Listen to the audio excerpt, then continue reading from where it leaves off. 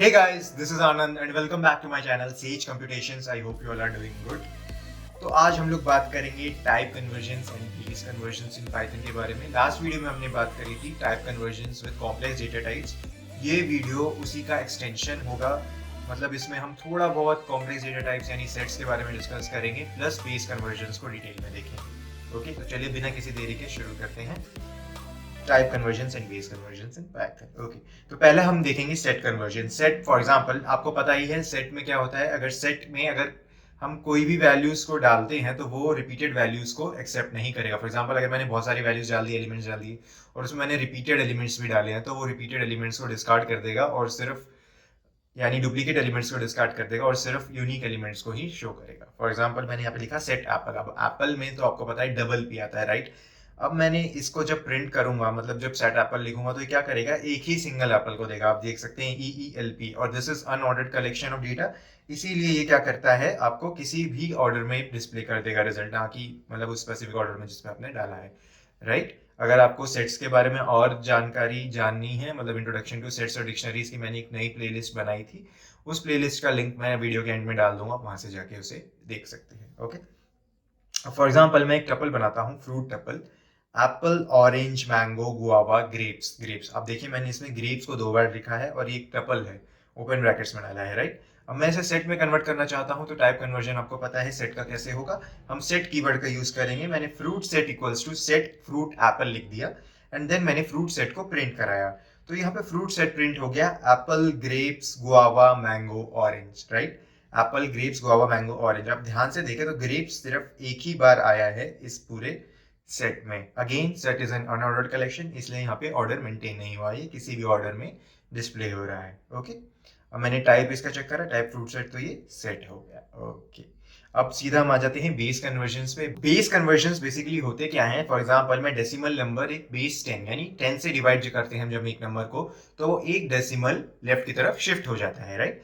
तो उसे decimal number system कहते हैं। ऐसे बाइनरी नंबर क्या होता है, हम जब 2 से डिवाइड करते हैं तो वो बाइनरी नंबर होता है। ऑक्टल क्या होता है, 8 से डिवाइड करेंगे, हेक्साडेसिमल 16 से डिवाइड करेंगे। ये कुछ मेजरली इंपॉर्टेंट बेस कन्वर्जन्स है जो हम यूज करते हैं पाइथन में, इनफैक्ट मैथ्स में भी। जैसे कि आप स्क्रीन पर देख सकते हैं ये कुछ नंबर्स हैं और उनकी binary values, octal numbers, decimal numbers और हेक्साडेसिमल नंबर्स।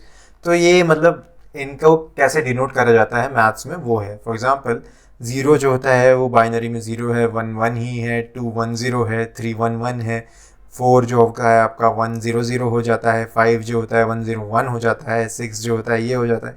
तो ये एक तरीके का डिनोशन है कि भैया हम उसे डिनोट कैसे करते हैं, राइट। हेक्साडेसिमल में कैसे करते हैं, तो ABCDEF यानी 13 को हम B लिखते हैं, 14 को C लिखते हैं, 15 को D लिखते हैं, ये होता है 16 को हम E लिखते हैं, 17 को हम F लिखते हैं। सो दिस इज अ तरीका, मतलब ये तरीका होता है इन्हें रिप्रेजेंट करने का। तो इनका अगर हम मैथ्स के तरीके से देखा जाए, फॉर एग्जांपल अगर मुझे किसी नंबर को बाइनरी में कन्वर्ट करना है तो मैं उस नंबर को 2 से डिवाइड करता रहूंगा और उसके रिमाइंडर्स को नोट करता जाऊंगा। और अगर उसका जो मतलब जब एंड तक करते जाएंगे जब तक हम उसे डिवाइड ना कर सके, और उनके रिमाइंडर्स को हमें रिवर्स फैशन में एक जगह पे नोट कर देना है, वो आपका बाइनरी रिजल्ट आएगा। सिमिलरली अगर मुझे हेक्साडेसिमल में करना है तो मैं उस नंबर को 16 से डिवाइड करता जाऊंगा, रिमाइंडर्स को नोट करता जाऊंगा एंड देन उन रिमाइंडर्स को मैं रिवर्स फैशन में जब डिनोट करूंगा तब वो उसका हेक्साडेसिमल वैल्यू होगी।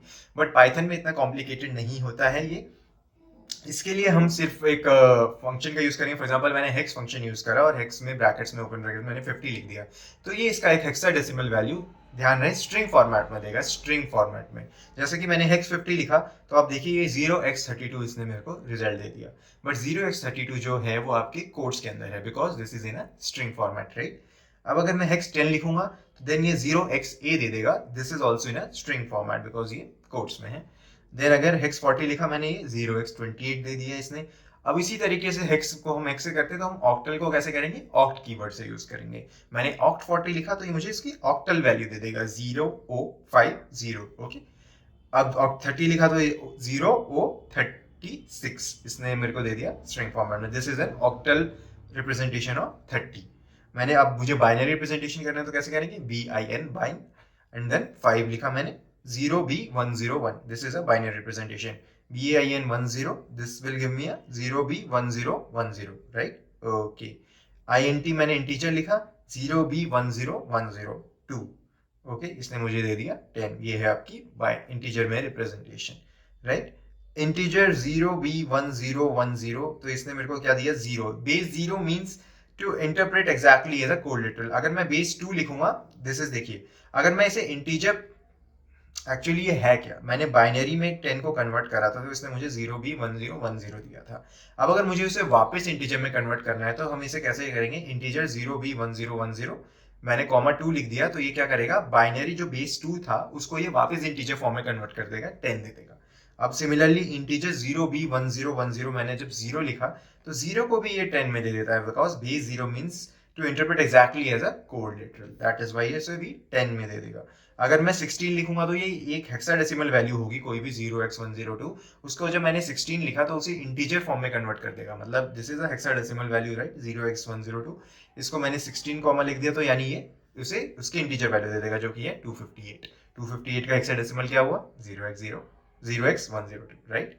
ओके, अब ये तो हो गई आपके बेस कन्वर्जंस। ओके, अब इसी तरीके से हमारा होता है ऑर्डिनल। ऑर्डिनल क्या होता है, ordinal returns the Unicode point for the given Unicode character. तो ऑर्डिनल क्या करता है, ऑर्डिनल बेसिकली होता क्या है, ये आपका एक ऑर्डर मेंटेन करता है, जैसे नाम से पता चल रहा होगा। तो ये ऑर्डर मेंटेन करेगा किसी भी पर्टिकुलर वे में। For example, ordinal data is a kind of qualitative data that groups variables into ordered categories which have a natural order और rank based on some hierarchical scale. Okay, like from high to low, high to low, low to high, this is एक scale होता है, but वो scale किस पे depend करता है, ये अलग चीजें हैं, मतलब ये अलग अलग फैक्टर्स पे डिपेंड करेगा। ये आप कोई डिफाइन नहीं कर सकते कि भाई ये इसी ऑर्डर में मतलब मेंटेन करना है, तो ये एक पर्टिकुलर रूल हमने दे दिया भाई इसी ऑर्डर में जाएगा, नहीं। इसके लिए अलग अलग वेरिएशंस होते हैं, अलग अलग फैक्टर्स होते हैं जो इसका ऑर्डर डिजाइन करते हैं। For example, but there is a lack of distinctly defined intervals between the category. Okay, ordinal data are non-numeric or categorical, but may use numerical figures for categorizing labels. Ordinal data are always ranked in some natural order or hierarchy, so they are termed ordinal. कोई भी एक natural order हो सकता है। For example, मैंने लिख लिया यहाँ पे, इसको रिप्रेजेंट कैसे करते हैं, ORD मैंने लिखा कीवर्ड, देन मैंने ओपन ब्रैकेट्स में लिख दिया A स्मॉल लेटर्स में, तो उसकी वैल्यू क्या आ जाएगी ऑर्डिनल की, 97। यानी ये इसका ऑर्डर 97 है, राइट। बट ये कुछ कोई स्पेसिफिक रूल्स पे डिफाइंड नहीं है, ये इनका कंप्यूटर अपना ही जनरेट करता है एक रूल, उस पर डिफाइंड होता है। अब मैंने ऑर्डिनल अगर कैपिटल ए लिखा तो आप देखिए यहाँ पे 65 आ गया, राइट। ओके, ऑर्डिनल ई लिखा तो ये आ गया 101।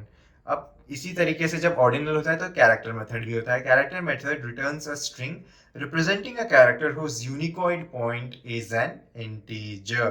फॉर एग्जाम्पल, अगर ये 100 का अगर आप देखें तो अगर d का मैं ऑर्डिनल निकालता तो आपको 100 आ जाता, राइट। अगर मुझे 100 का कैरेक्टर निकालना है, यानी 100 जो एक नंबर है उसकी मुझे कैरेक्टर वैल्यू चाहिए, भाई पाइथन उसकी कैरेक्टर वैल्यू मुझे बताओ कि कंप्यूटर में उसको 100 को हम कैरेक्टर की तरह कैसे डिफाइन करते हैं। तो इसने बोला स्मॉल डी से। अगर मैं कैरेक्टर 97 तो ये स्मॉल ए से। आप देखिए यहाँ पे ऑर्डिनल मैंने जब स्मॉल ए लिखा था तो इसने 97 दे दिया था। अगर मैं इसे कैरेक्टर में 97 का कैरेक्टर डिफाइन करना चाहता हूँ तो वो मुझे स्मॉल ए दे देगा। Okay, right. अब complex method takes two parameters and returns a complex number. First parameter is real and second is imaginary. जैसे मैथ्स में कॉम्प्लेक्स नंबर होते हैं, आपको पता होगा a प्लस आयोटा बी हम लिखते थे। आयोटा बी जो होता था वो उसका इमेजिनरी पार्ट होता था, a जो होता था उसका रियल पार्ट होता था। सिमिलरली पाइथन में भी कॉम्प्लेक्स नंबर्स होते हैं, इसमें पहला पार्ट जो होता है वो आपका रियल होता है, तो दूसरा पार्ट होता है वो आपका इमेजिनरी होता है, जिसमें हम आई से डिनोट करते हैं, आयोटा बोलते हैं। ओके, अब फॉर एग्जांपल मैंने यहाँ पे लिखा कॉम्प्लेक्स 1j, तो ये 1j को कैसे डिफाइन करेगा, 1j ही लिखेगा, this is the imaginary part. Okay okay, अब कॉम्प्लेक्स 10 लिखा मैंने, इसने 10 प्लस 0j लिखा। तो जैसे मैथ्स में आयोटा भी होता है यानी आई भी होता है, पाइथन में उसे आई की जगह पे j से डिफाइन किया जाता है, राइट। तो इसलिए 10 प्लस 0j लिखा है इसने। अब यहाँ पे देखिए आप कॉम्प्लेक्स 2 3, तो 2 प्लस 3j ना कि i, right. i is in maths और ये j जो होता है वो आपके पाइथन में होता है, तो कंफ्यूज ना हो, सिमिलर होता है, बस एक लेटर का डिफरेंस है, राइट। 2 plus 3j। ओके, अगर इसमें आपको कोई भी डाउट है तो आप प्लीज कमेंट सेक्शन में डालें, I will address there. And इस कोड का गिटहब लिंक मैं नीचे डिस्क्रिप्शन में दे दूंगा ताकि आपको आसानी हो। बट आई स्ट्रांगली रिकमेंड कि आप इस कोड को प्रैक्टिस करिए rather than रीडिंग, ताकि आपके दिमाग में इम्बाइब हो जाए। Till then, have a nice day, signing.